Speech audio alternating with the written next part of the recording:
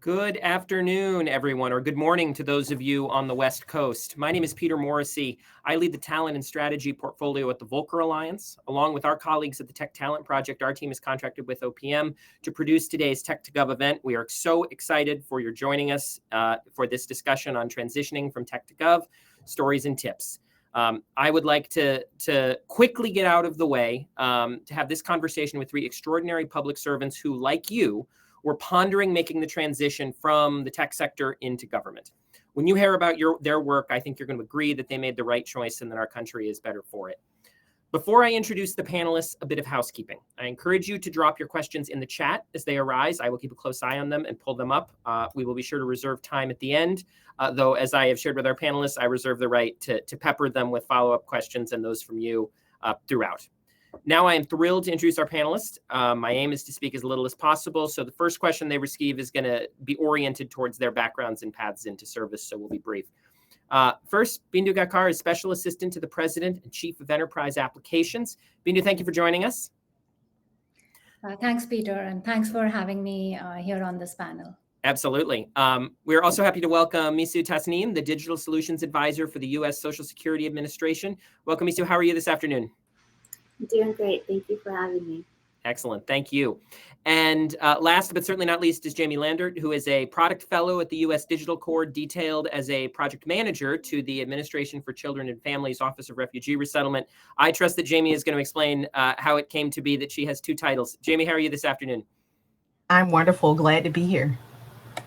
Absolutely. Well, thank you all so much for having us. So I want to start off with a question where I will invite each of you to do a little narrative sharing. I think we all think it's really valuable since you are in the shoes that many folks who are here for this event hope to be in a few months down the road.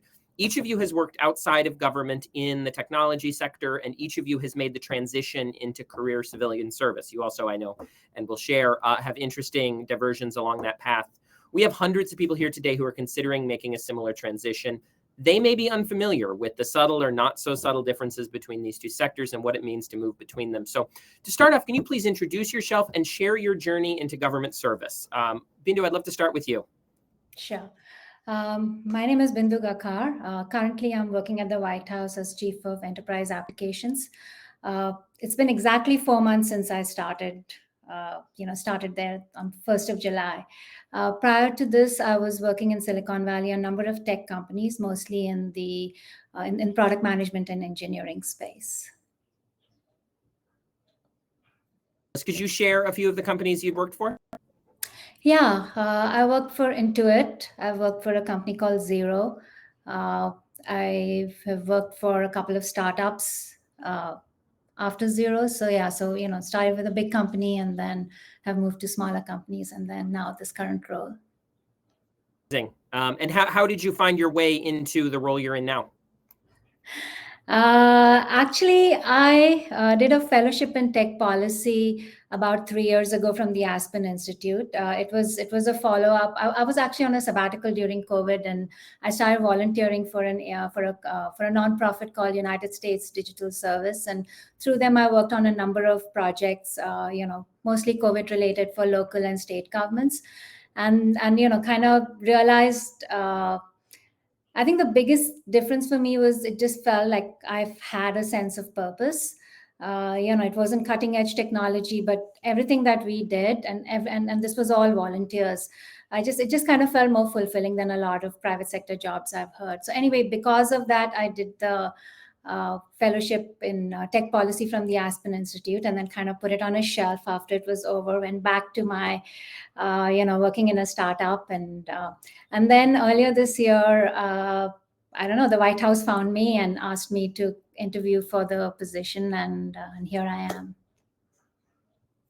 I'm hearing a theme there of touching a lot of public spirited Absolutely. Oriented work through nonprofit organizations and intermediary groups, especially in an intense time of need with USDR during the pandemic. So I think that's a really interesting takeaway for folks considering how to get their foot in the door, especially at that level. Misu, I'd love to turn to you next and ask the same question. Can you share your path into public service? I know you've had a somewhat circuitous route back and forth across the sectors. Absolutely. Good afternoon. I'm Misu Tasneem. As Peter mentioned, I have, so when I first started looking for jobs, I was not thinking about government versus not government. It was 2007 during the recession, so I was just thinking about a job. So I applied to hundreds of places every week. And then luckily enough, like my first job, I was a contractor for NASA. And so that was kind of like my first like magnetic pull into government, if you will. And so I've kind of stayed in the orbit as a contractor, being able to kind of see both what it was like in the day in the life of a Fed that I worked with as a client versus when I talked to my peers at my host companies, them and seeing like what my friends were doing sort of with their private sector clients. As I kind of floated around agencies, so I have experience at like NASA, at IRS, as well as CMS, Centers for Medicare and Medicaid Services. As I kind of floated around, I started to kind of see the similarities and the differences between my peers that were working for private clients versus myself working in government clients. I saw the peers working for private sector clients constantly having to learn new technologies and pivot and keep up with what's latest and greatest, versus in the government, it was like slow and steady, but like what didn't derail my focus was like the customer base. I didn't have to worry about profits and losses. I didn't have to worry about like customer market share. I could just focus on tech. I could just focus on the solutions. Yes, there was bureaucracy to deal with in politics at a far different level than the private sector clients. And so that's kind of what drew me closer and closer. And then what really tipped me over to wanting to go Fed was working on a contract where I was a contractor, and then I had US Digital Service folks on the other side as Feds, and like really seeing the difference after at that point, like 12 years as a contractor, of like, oh wow, like change is possible. It's not this bureaucratic urban legend that I have to like live within.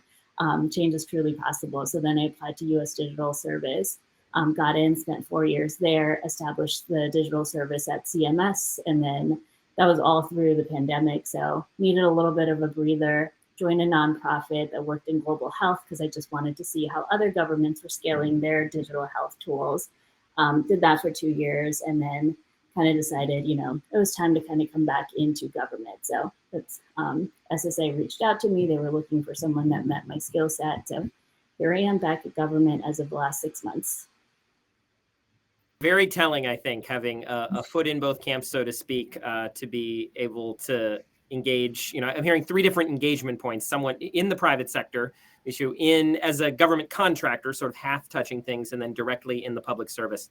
Can I ask, now that you're back at SSA, what sort of products and services you're focusing on? Yeah, so I'm serving as, my technical title is Digital Solutions Advisor, but my portfolio right now is Product Manager for our Digital Notifications Initiative. Right now, Social Security primarily interacts with our customers via print mail. There's a little bit of momentum building around my SSA and like the web portal. So I'm trying to really offer far more digital options to our customers, starting with paperless delivery options, and then working towards like SMS, email, integrating with some of the other initiatives, like removing the need for wet signatures, being able to upload documents instead of visiting a field office, again, as options. Amazing, and it strikes me as a really rich environment, given that SSA touches so many services beyond just traditional retirement that folks might immediately think of. And one observation that jumped to my mind while we were doing a prep conversation here was that in every one of the federal agencies represented at the booths in the main event, there's probably a product or service or deliverable that you're familiar with, and many more that you are not, all of which need to be backstopped by folks with leading technology backgrounds. Thank you so much, Mishu. I'm going to turn to Jamie next. Jamie, would love to hear your path into public service as well, and any of your early observations on the differences with life outside. I'm happy to share. So hello, everyone. My name is Jamie Lambert. I'm a United States Digital Corps Product Fellow. And as Peter mentioned before, I also am a product manager working within the Administration for Children and Families, working within the Office of Refugee Resettlement, focusing on improving technology and services that aid in the safe unification of children and families. My career journey in tech is a bit chaotic. It started in the Army National Guard, where I worked in tech support operations for a military intelligence unit. I was within this unit for over 8 years, also working on the civilian side as well, where I originally started off in customer experience. Over the years, I started to kind of move closer towards corporate and more advanced roles as a tech support analyst, and then finally a senior process analyst for 4 years. It was there that I was introduced to product and actually started to work extremely close with product daily, eventually taking on many tasks and being a product owner on a number of projects. I ended up really falling in love with product management. And right at the time that I decided to fully move over into product, I was actually working on finishing my degree. I have a degree in business and management from Colorado State.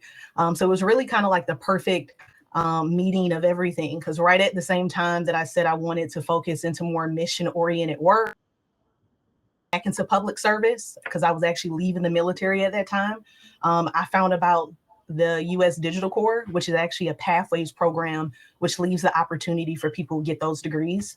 And that is what I've been doing for about the last 15 months. Fantastic. Can I put you on the spot, Jamie, to share a little bit about the U.S. Digital Corps and your experience thus far? It's an amazing program, and I'm anxious for folks to hear about it firsthand. Yes, I'm happy to share. So it's called the United States Digital Corps. There's a website that has a plethora of information. It's super updated, but it is a 2-year fellowship in which it opens up the pathway for people throughout the Pathways program. So any type of degree, whether it's a bachelor's degree, a master's degree, there are people in the program with PhDs.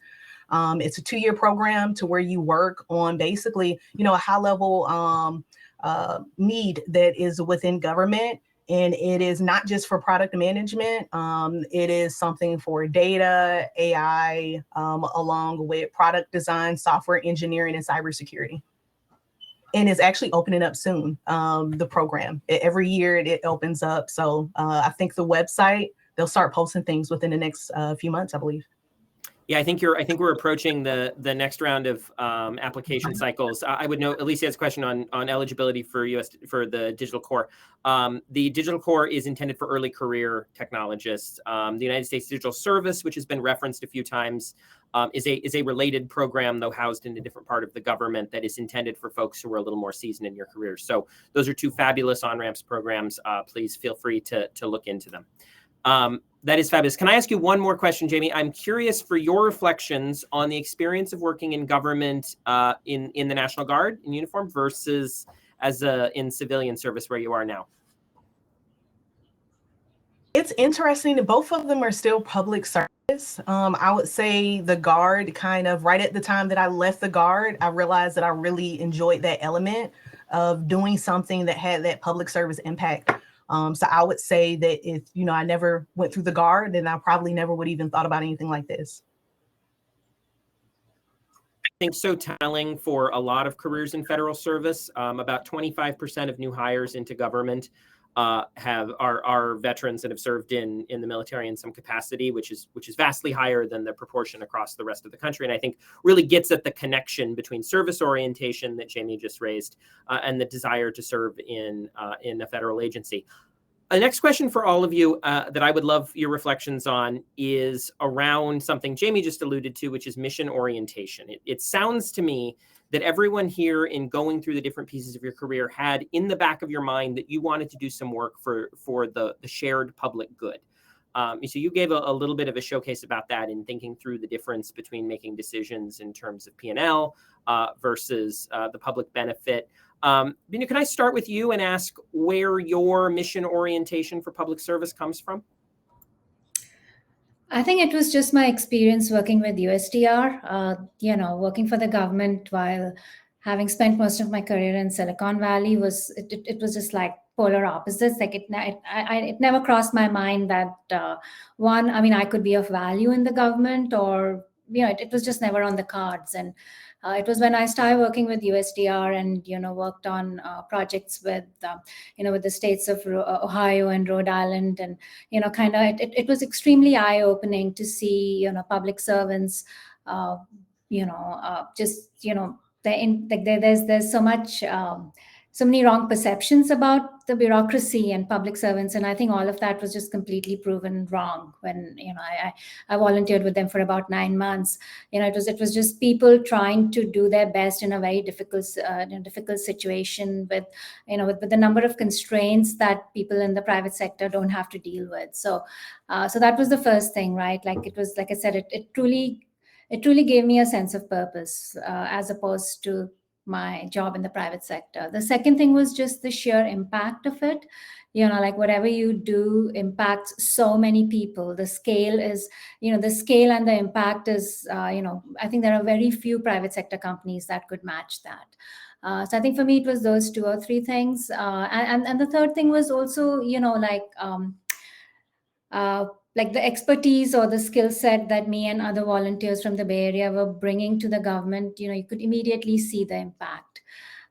So that, and then like Misu said, it's a little bit freeing when you're not worried about the revenue and, the quarterly cycles, and then having to revisit everything because, results were either better or worse than what you were expecting for the quarter. So, it felt a little bit freeing in that sense as well. That's great. To your second point there on scale, which is such a powerful point. In the panel immediately prior to this, viewers may have heard, the representative from the IRS direct file noted that they were running a pilot on several million people. And that's very different than the way you would run a minimum viable product style pilot in any other component of the tech sector as a function of the unbelievable scale of government reach. So such a powerful point there in having a unique scale of impact. Misu, can I ask you the same question? What about public service was uniquely appealing to you? Yeah, I think I got older and interacted more. Obviously, like in my day-to-day work, I was interacting more, but also as like a personal citizen, interacting more with the government, right? Like when your passport comes up for renewal and you're like, I can't find a place that will take a passport size photo for me because Walgreens, the person's out, CVS, their camera's broken, and you're like, this shouldn't be this hard. Why can't I take a selfie? So I think as some of that came up, obviously the drive for mission was kind of always there for me, right? Like chasing revenue or salary was just never a personal motivator for me or an ambition for myself. So I think I just always had that drive for mission. And like Bindu mentioned, right? The scale here is unparalleled, right? There's a ton of nonprofits. There's a ton of civic tech organizations outside of the government that do fantastic work, but they are all still trying to get that customer base. The government has a guaranteed customer base, right? You're going to have Medicare beneficiaries, you're going to have people on SSA, disability, or refugees being resettled. They don't have a choice. And so just being there to serve and knowing that you have the set population and they have a set of problems to work on is kind of refreshing. It is a big burden, but I think that's where I am glad that I took a break and came back. People should know that that's always an option, right? This is a big, big problem and it's not going to get solved in one generation or one career, so it's okay to pass the baton. I love that theme of passing the baton on to other folks coming in. And I think that's really nicely aligned with some of the comments that OPM Acting Director Rob Shriver mentioned in the welcome, if you were able to join for it, underscoring new ways for folks to cycle in and out of government throughout their career. People can make careers in government that last several decades or a few years in between service elsewhere. And all of those are legitimate ways to give back. Jamie, can I ask you the same question? Curious, you touched on it a little bit when talking about your background, but curious where your intrinsic service motivation comes from. Yeah, that's an excellent question. I grew up in a military household, so public service was always something that was kind of instilled at a young age. And, I kind of touched on it right at the same time that, I decided that I was kind of done with public service in the military. Less than a year later, I ended up joining the U.S. Digital Corps. Because I just found a way to kind of take The existing skills that I had, I've always been really focused on customer experience and user experience. And until recently, I really didn't see just how those same skills and values can be used within public service. Like I always thought that, many times these are brand new skills that you don't build. But finding the U.S. Digital Corps really kind of helped me put the pieces together to see, okay, these existing things that I do, if I want to pivot and do something new, there's the opportunity for it. But it's really just a part of being a part of helping to solve these real world problems. Just as everyone touched on, these are ones that we probably know someone somewhere that has these problems, and we get to be a part of the solutions. So that's just exciting to me about it. Amazing. And so appreciate that connection to your personal background. I think that will ring true for a lot of folks. And in my observation, folks who serve in government very often have backgrounds where family services played a role. Well, that's fabulous. I would love to turn now a little bit from your personal backgrounds to your observations about how people like you, people who were gathered here at this event, can make a difference and improve services for Americans. So for all of you, I'm going to start with all of you, but I'm going to reverse the order because what's life without whimsy? I'd love everybody to think about, in your observations in the agency you serve in, how having more people with technology backgrounds can make products and services better, either in a general way or a specific initiative or product or tool you've worked on that has helped make things better for the Americans who use the services your agency provides. So, Jamie, I'm going to start with you, maybe thinking on ACF. Where have you seen an infusion of technology capacity play a role either in the past or in the future in improving how things work? It definitely plays a direct role.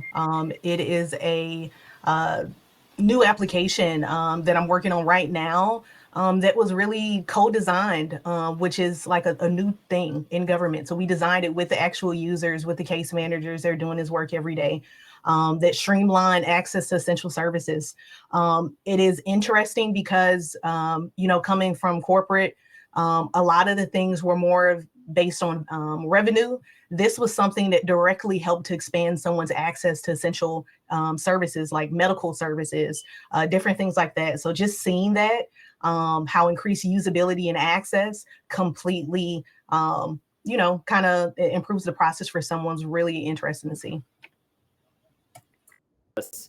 Lisa, can I ask you the same question? How is an infusion of tech capacity, new folks coming in with backgrounds like those gathered here, able to help SSA better serve Americans?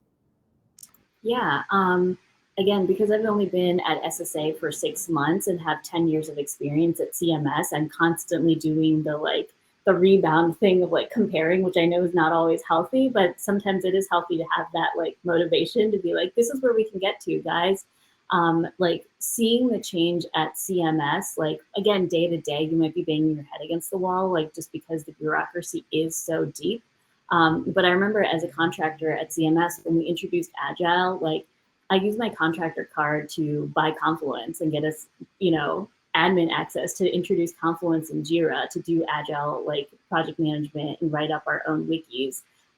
Fast forward 10 years at CMS, we had a CIO who was very forward leading and was like, hey, let's get this license for everybody across the enterprise. A lot of what I'm sure Bindu is working on as the enterprise specialist at the White House is saying what are some enterprise-wide tools that would really accelerate collaboration and nimbleness across the government tech landscape.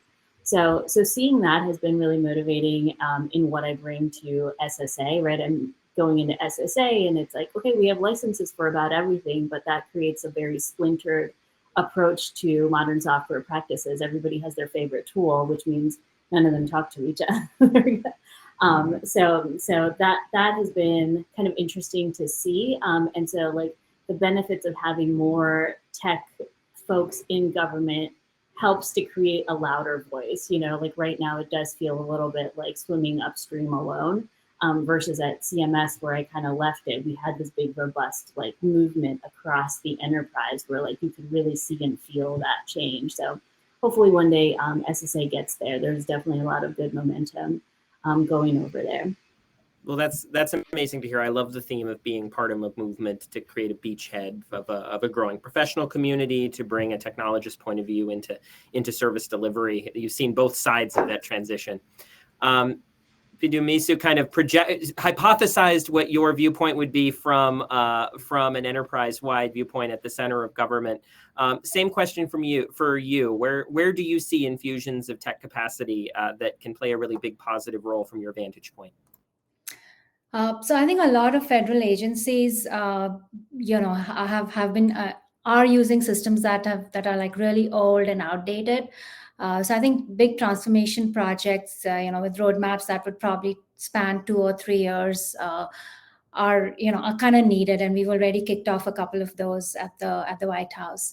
But I think my favorite example is just 3 weeks ago we released a public-facing website where people can can make reservations to go see the White House, which earlier was, it was this really complicated process where you had to go through your congressional rep, and it was really difficult. But so we released this public-facing website, but I think the entire development process was so private sector. The team did usability. I think they interviewed over 150 people.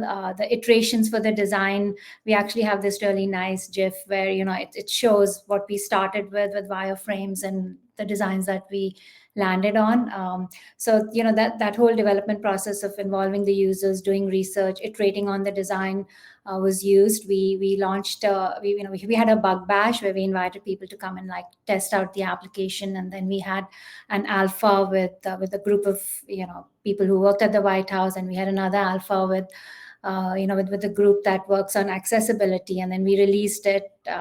We sort of slow released it, sort of being under the radar until the First Lady spoke about it, and it was picked up by the press last week. And it's the whole we were really anxious about the launch because it was the first time the White House was launching something at this scale, right? Technically, anywhere in the world, anytime during the day can use the system, and so the whole process of making sure we had a waiting room in place, we did performance testing, we did security testing. The project was run so well, and now it's out there.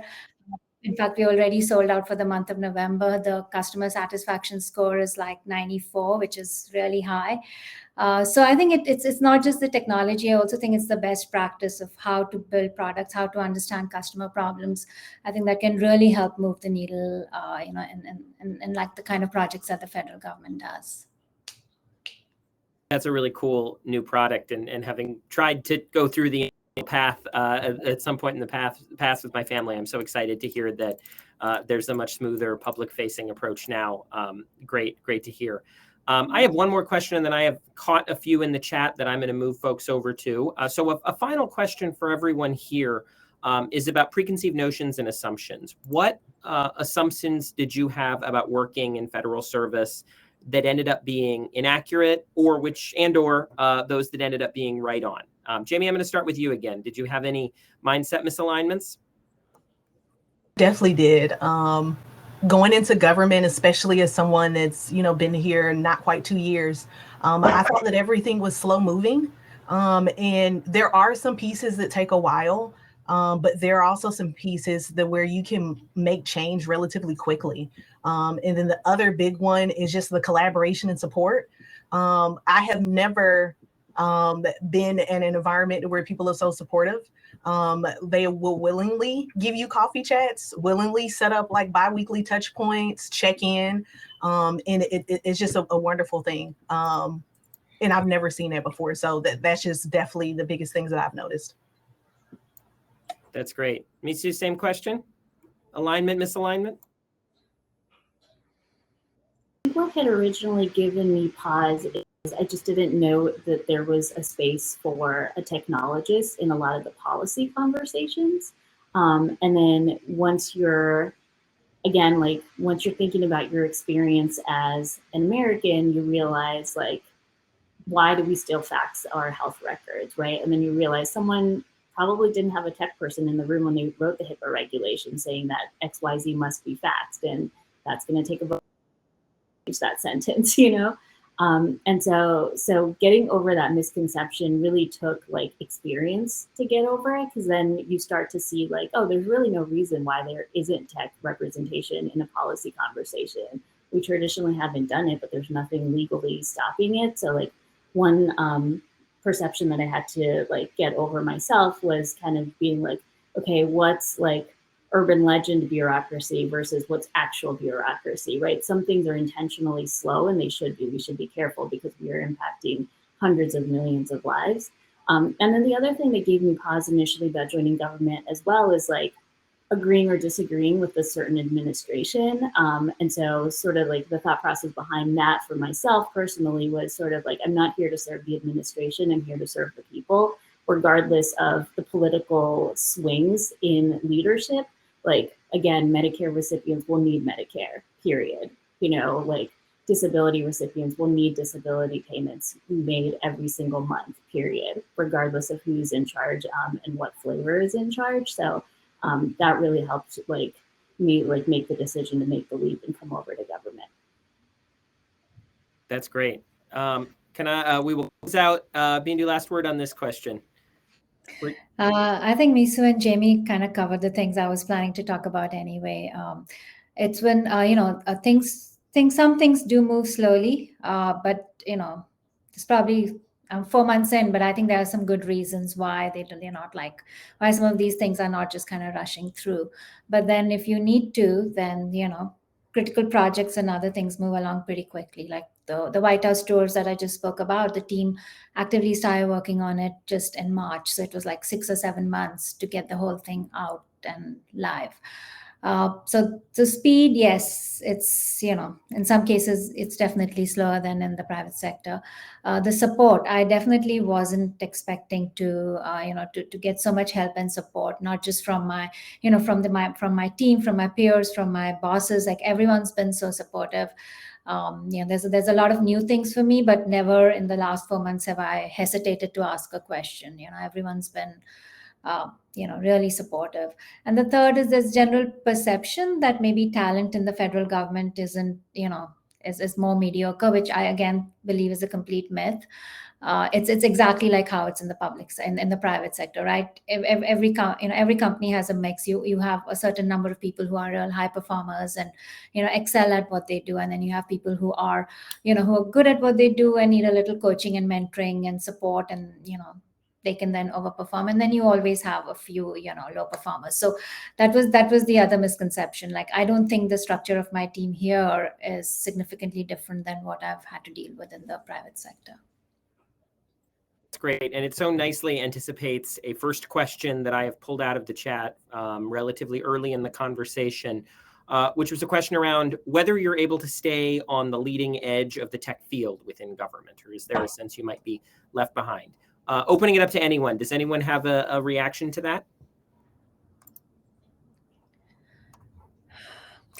I mean, I've only been here for 4 months, so it's hard for me to say that. But I think a lot of that is very true, even in the private sector, right?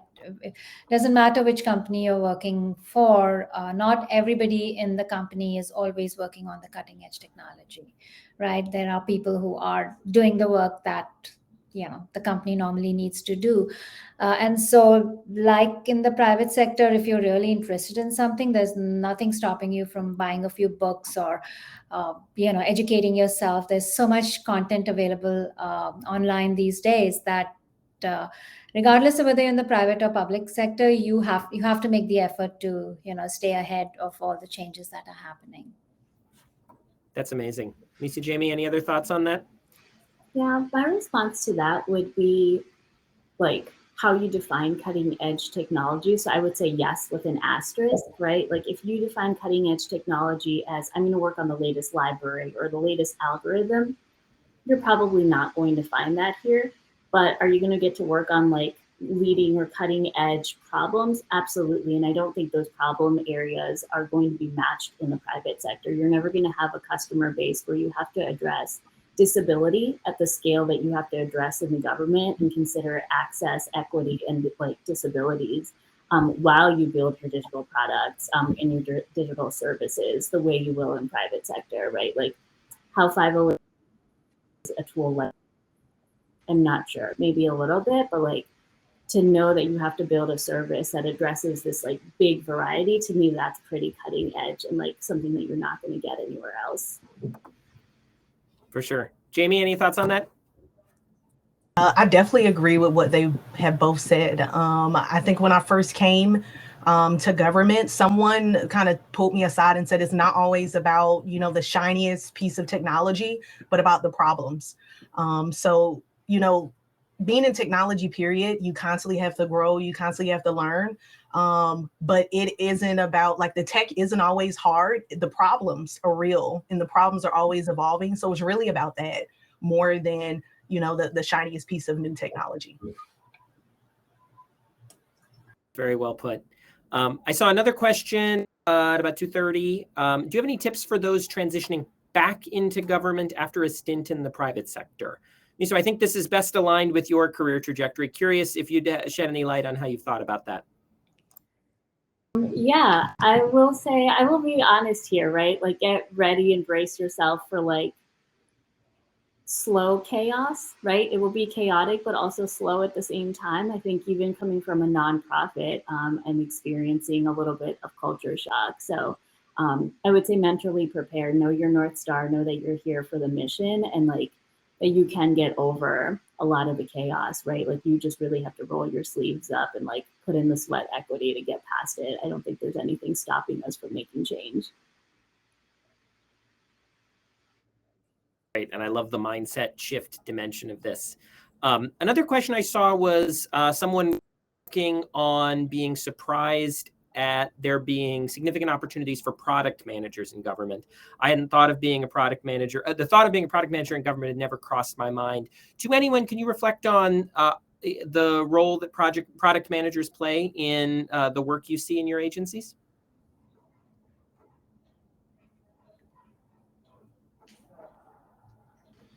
I can start at that. Jamie might have great. something to say here too. Yeah, I think product management is one of those terms that's kind of like ebbed and flowed within government. I think similar to data analyst versus data scientist in government. So I would say, like, if you are entertaining that thought, assess what is being defined as product management at whichever agency you're interviewing with. Because product management, even in the private sector, it's still a fairly like new and fuzzy term. So like, know where your skill sets are and where your interests are around product management, and like interview accordingly. Bindu or Jamie, any observations on product manager opportunities in the worlds you touch? Yeah, I would definitely say perfectly stated before. It is different depending on what project you're on, what agency you're on, and sometimes that evolves. But it's interesting because sometimes you kind of sit within, the middle of like the design space, the engineering space, in the user space. And then with government, it's also that policy space. So you're in kind of like a unique spot in the middle of it. It is a role that, again, it shifts at times to meet the need. But I don't think it's like a concrete way that's defined at each agency on each project. Well, I think the same thing is true in the private sector too. I mean, exactly what a product manager does at Google is very different from what they might be doing in a different company. And in fact, I think one of my favorite books on product management, How to Crack the PM Interview, they talk about the same role. I mean, sorry, the same, it's called the same thing, but the role is pretty different in different companies. So I, again, only 4 months here, but I feel like if you have a good product manager on any project, like you can have more confidence that the customer problems are truly being understood, and that the design is being iterated on. Like you're going to use all of the all of the best practices of developing an MVP, validating it and then iterating on it, and metrics, right? So at a very high level, if you list the things that product managers should do, I think that skill set can be applied